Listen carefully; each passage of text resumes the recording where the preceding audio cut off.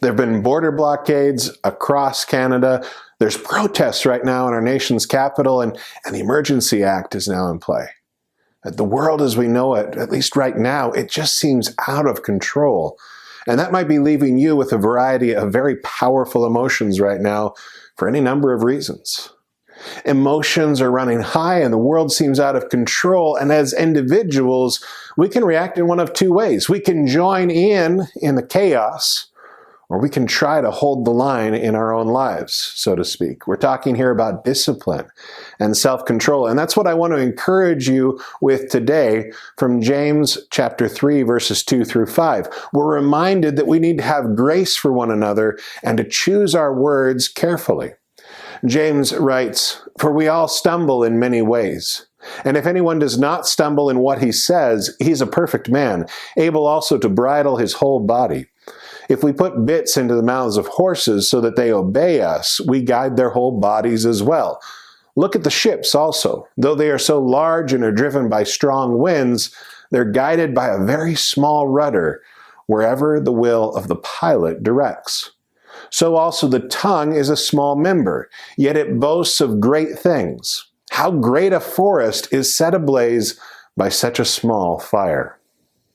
Now, if you've ever tried to train a pet, it can be pretty difficult.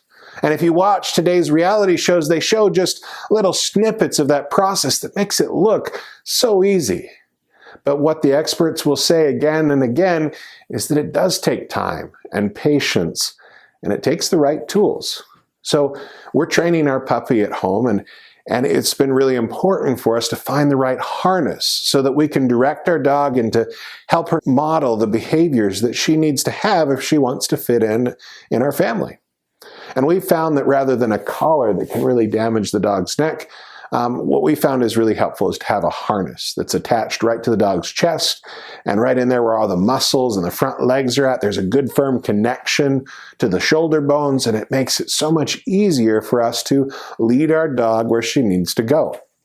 And the same is true in our lives. If we want to have an impact on the chaos that's going around us right now, we need to have control of ourselves.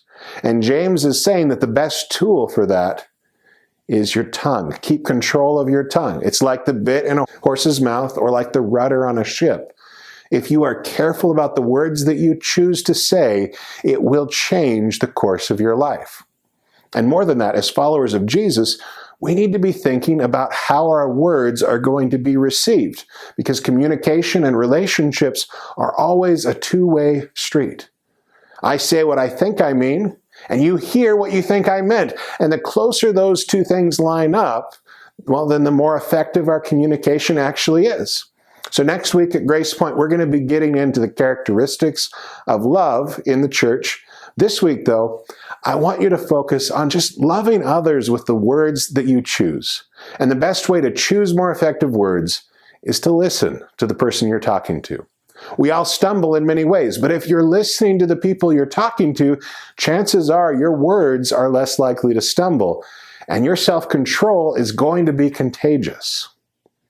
Still, we're dealing with some pretty severe emotions right now, and I find that it's really hard when we're in the grips of an emotional response to see things clearly, to move forward with that self-control that we value so much. But it's a part of the human condition.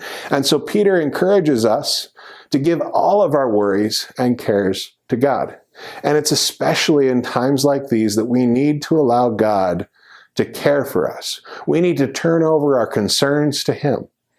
And so I want to invite you this week to join us at Grace Point Community Church this Sunday. Next Sunday, we're talking about love in the church.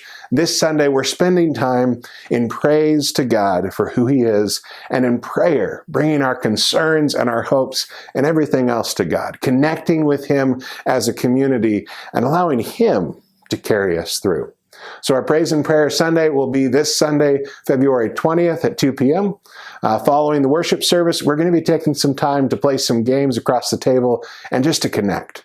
So I want you to know that we're saving a space at the table for you. Looking forward to you joining us this Sunday at 2 p.m. Thank you. God bless.